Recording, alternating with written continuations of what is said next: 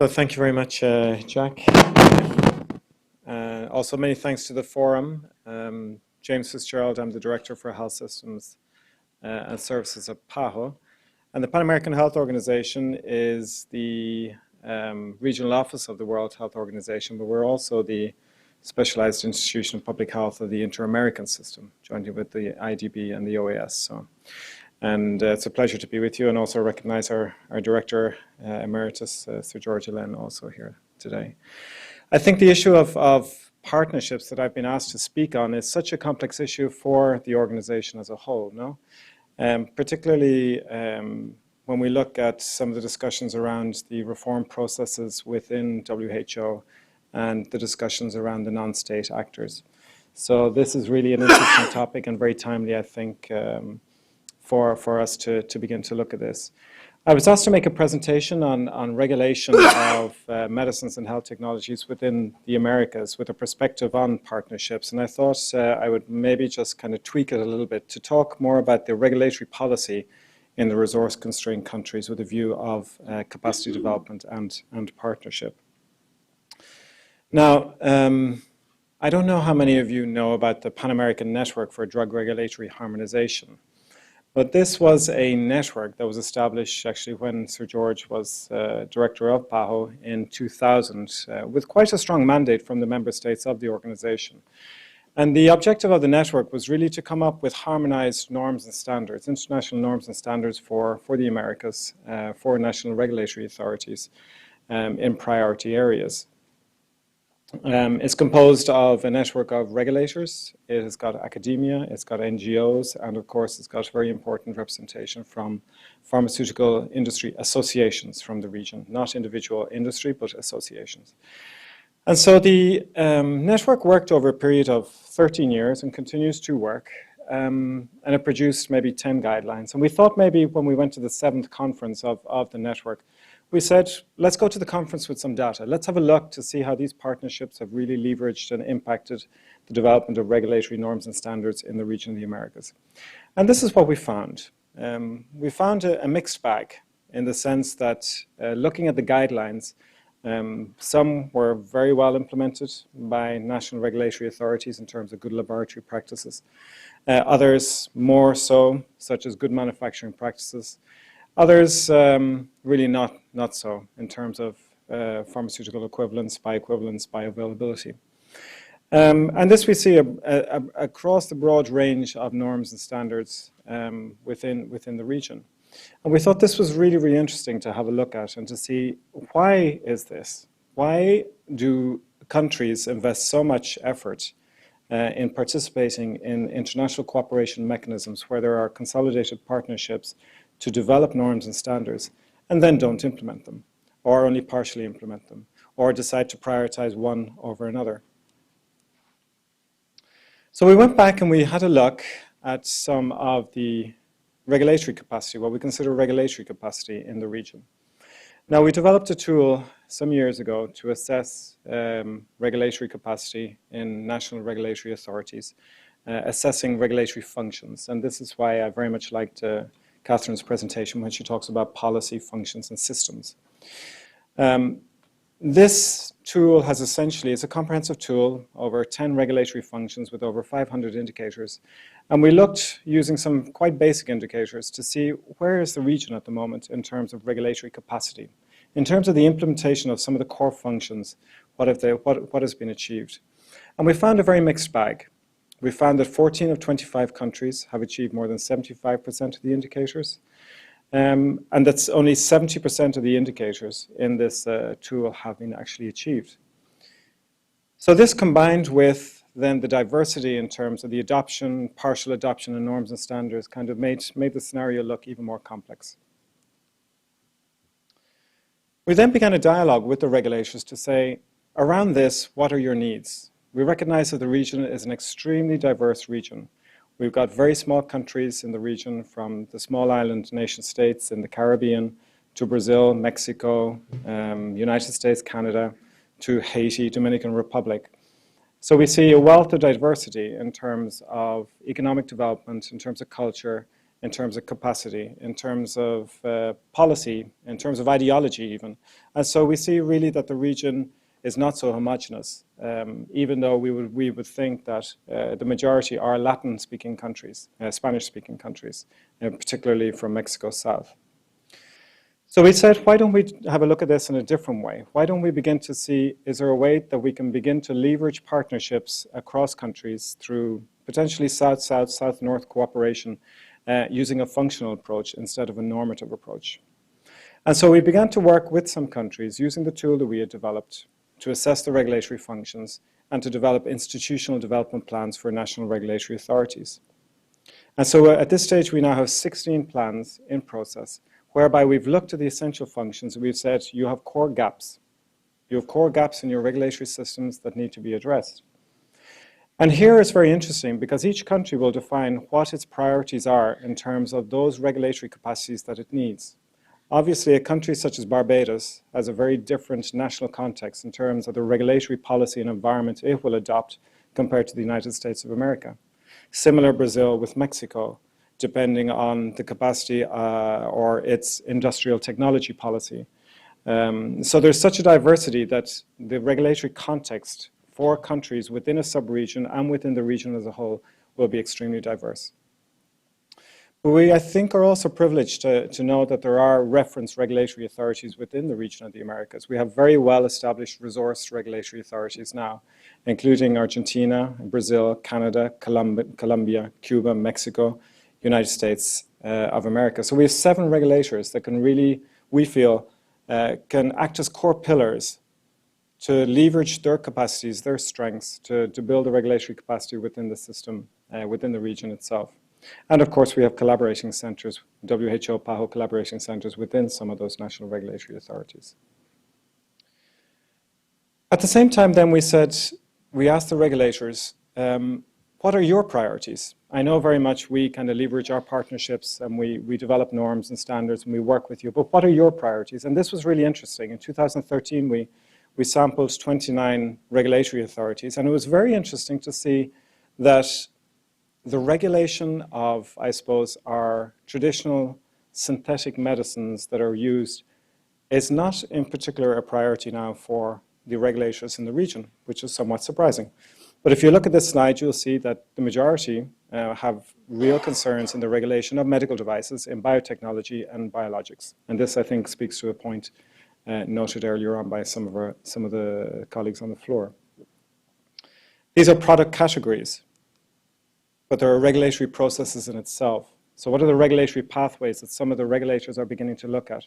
And we saw earlier on prioritization or mention of the issue of SSFFC, substandard, falsified, counterfeit products, here just noted as controlling counterfeit drugs.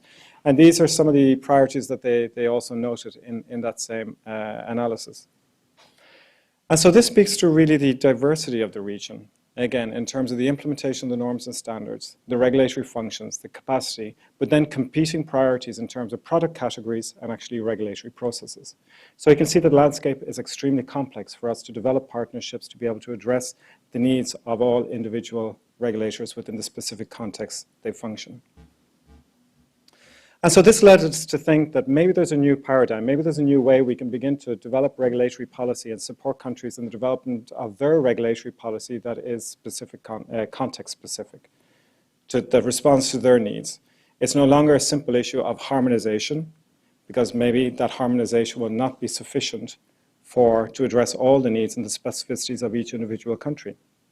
Maybe there needs to be a broader discussion about collaboration, cooperation, and convergence.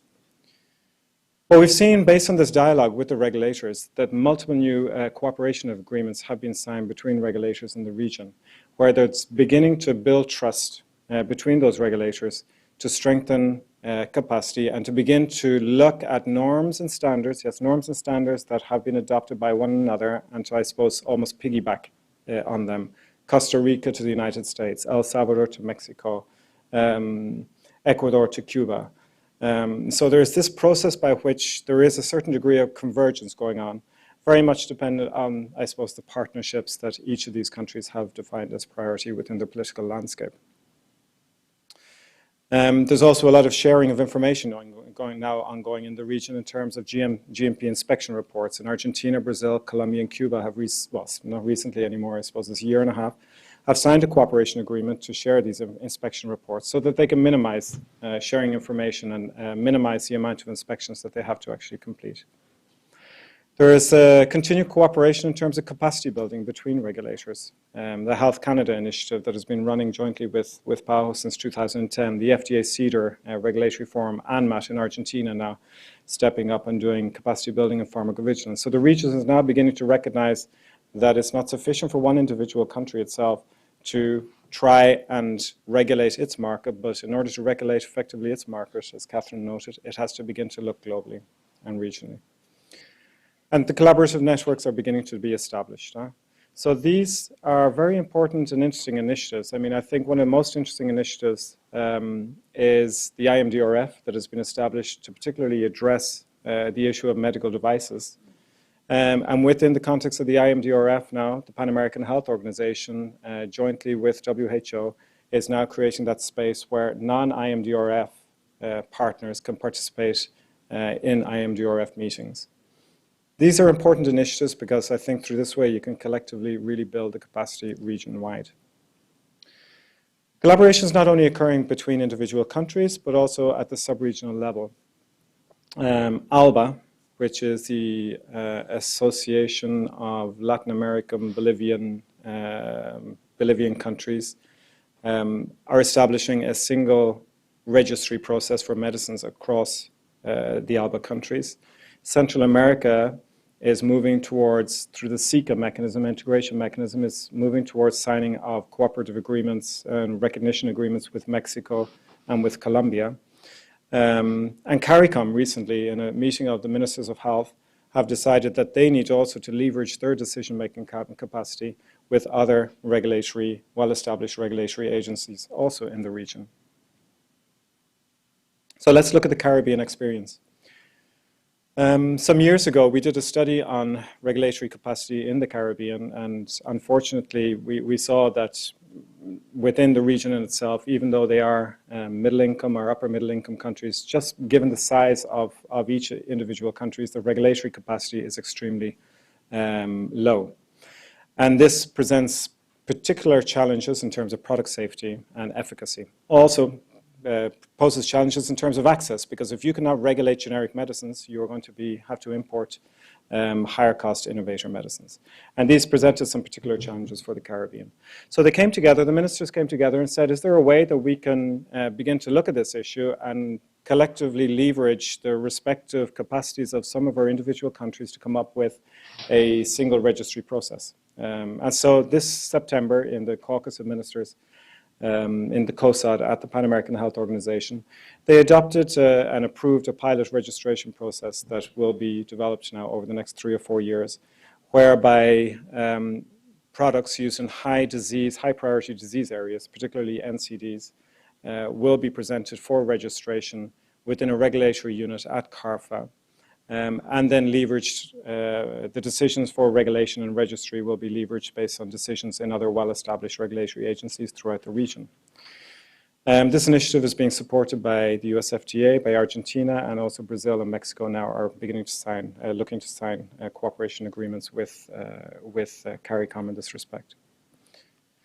So these are some of the partnerships, and I know they're very much geared towards a potential shift away from more complex partnerships involving industry, NGOs, and academia, which was very much the focus of the Pan American Network for Drug Regulatory Harmonization, into a more systems functional partnership and cooperation between countries to leverage decision-making regulatory decisions between countries.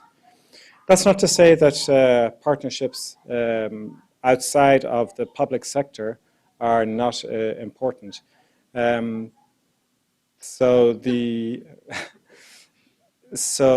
are extremely important. And in that respect, in 2013, when we presented the data on the Pan American Network for Drug Regulatory Harmonization, the regulators, the industry, the NGOs, and academia said, perhaps we need to shift. Perhaps we need to shift our focus, not only looking at normative aspects, but to begin to look at the functional issues. what is the legal framework? How is our regulator established? What is the quality management system in place? Thereafter, within our national context, are we manufacturing vaccines or not? If we're not manufacturing vaccines, well, therefore, what regulatory processes do we need that are different to, country manufacturing vaccines? They came up with a set of core objectives, a new strategic plan for the Pan-American Network for Drug Regulatory Harmonization that is focused very much on these issues, and the legal framework, on quality management, and the regulatory curricula that was mentioned by Catherine. And in this way, kind of begin to shift the region towards the convergence that I mentioned earlier, based on specific context. The private sector continues to actively participate and have been very supportive in this network. And I think that's really where we see the contribution of the private sector in terms of the space that we have within the Pan American Health Organization and with the national regulatory authorities. I think I will leave it there, because I think that really, I hope I've tried to explain to you how we have transitioned from a purely normative approach into really a health systems functional policy approach, using multiple types of partnerships with the industry, but also partnerships between like-minded public sector institutions. Thank you very much.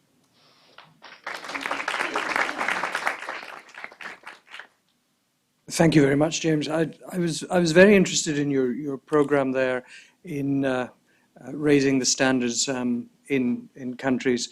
One of the experiences from the European Union when it had its last major expansion in terms of number of member states was in 2004, when 10 countries joined, was a program of acceding country and mentoring country to try and bring the regulatory agency in that state up to speed over a period of a couple of years. Was anything learned from that you could use in the PAHO countries? I think that's a great example, because in our discussions, particularly within the context of Central America, and also within the context of the Caribbean, there has been discussions with the EMA about how the process was developed within the context of Europe, going back to 1978 through to 2014.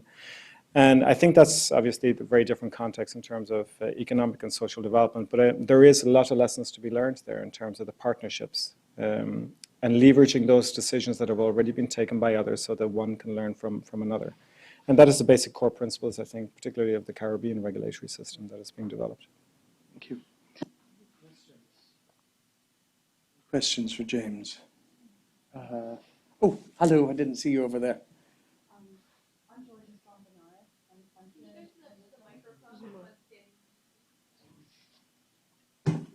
I'm Georgia Sambonaris. I'm here independently, but in my former life at USAID, we had a very similar program on regulatory development in the private sector that was more geared towards the US SEC regulatory training internationally. And I was wondering, I'm so happy to see that you're doing this because I know on a trip to Ghana recently, we did see a lot of counterfeiting of malarial drugs there. And the trade issues and regulatory issues, these are issues that we have worked on previously with the bank. Do you use issues and principles such as compliance, disclosure, and enforcement of penalties in your regulatory programs in health, and how so? So we would not use that type of language as a public health institution. In our work in the area of counterfeiting, through the network, actually, through the Pan American Network, we have established two sets of guidelines, one relating to detection and two relating to, I suppose, actions pursuant to identification. These have been, I think we've worked with a number of member states in establishing the national processes required to enforce, if you will, actions, but it's not it would be to guide the Minister of Health in terms of the collaboration and the coordination he needs to ensure with, for example, the enforcement agencies or with the industry at the national level. but it's from the public health perspective.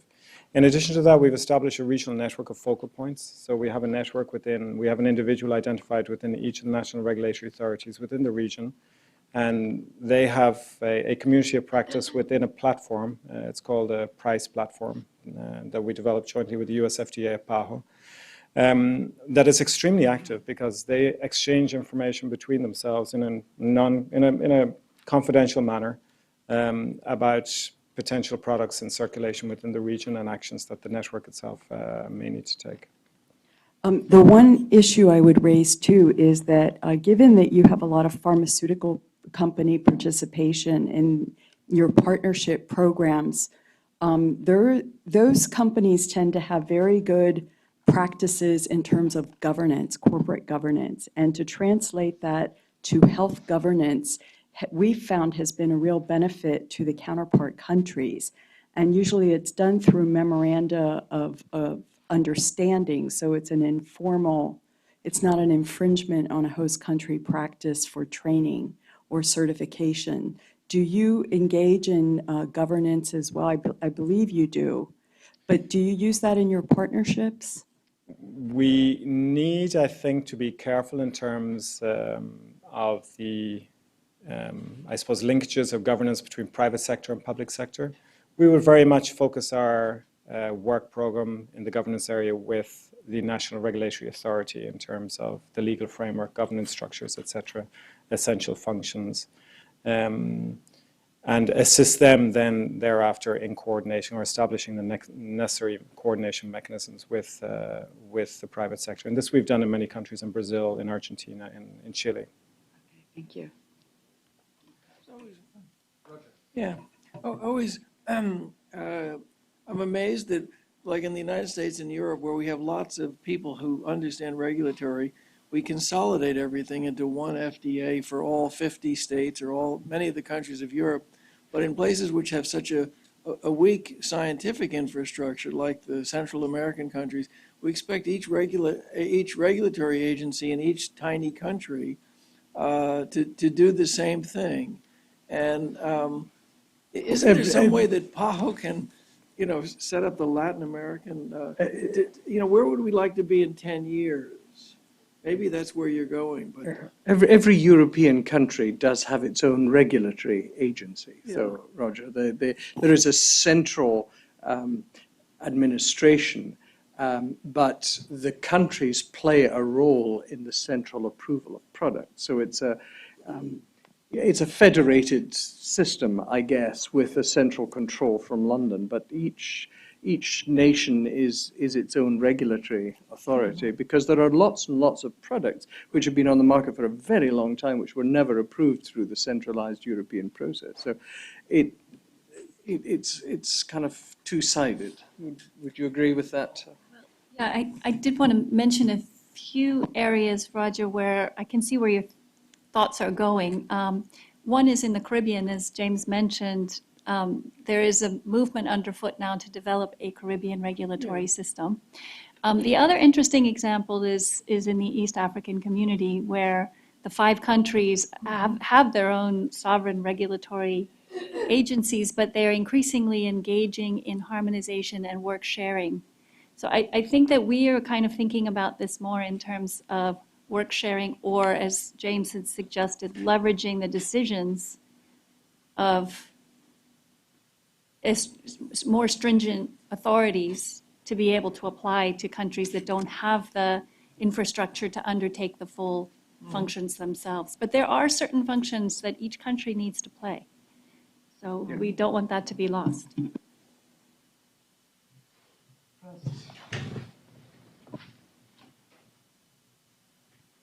I just wanted also to contribute to that. For smaller countries, including ours in Africa, the common risk of weaknesses in one country impacting on all the neighbors are very big. And for that reason, maybe we should be arguing more for integration, and like is happening in the East African community, and maybe should happen in other sub-regions as well. And we are a group here who may be able to start to raise this voice and have it become an agenda on the table in other places where it needs to be, because it's a very, very important matter.